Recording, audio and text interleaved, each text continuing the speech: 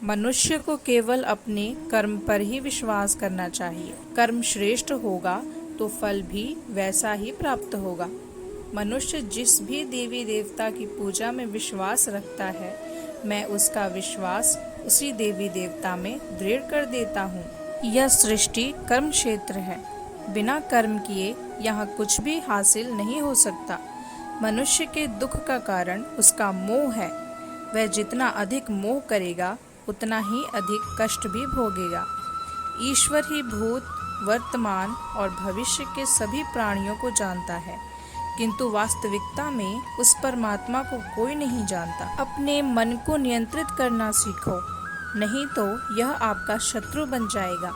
कुछ वस्तु लेना उसी व्यक्ति से उचित है जो बदले में किसी वस्तु को पाने की इच्छा न रखता हो। स्वर्ग प्राप्त करने और वहां कई वर्षों तक वास करने के पश्चात एक असफल योगी पुनः एक पवित्र और समृद्ध कुटुंब में जन्म लेता है।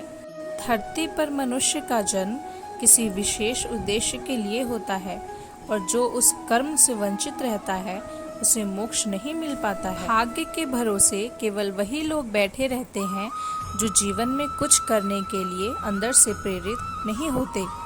एक अनुशासित व्यक्ति ही अपना तथा समाज व देश का विकास कर सकता है।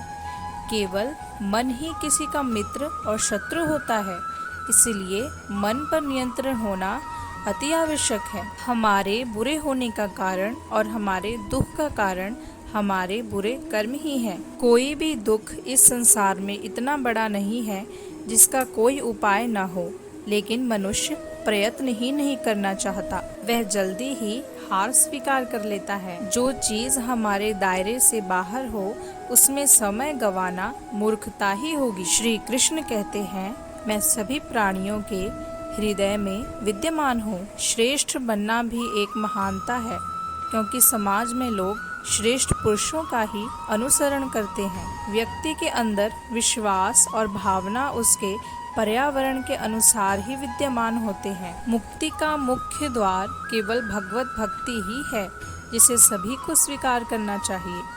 इस दुनिया में कर्म योग ही वास्तव में श्रेष्ठ रहस्य है।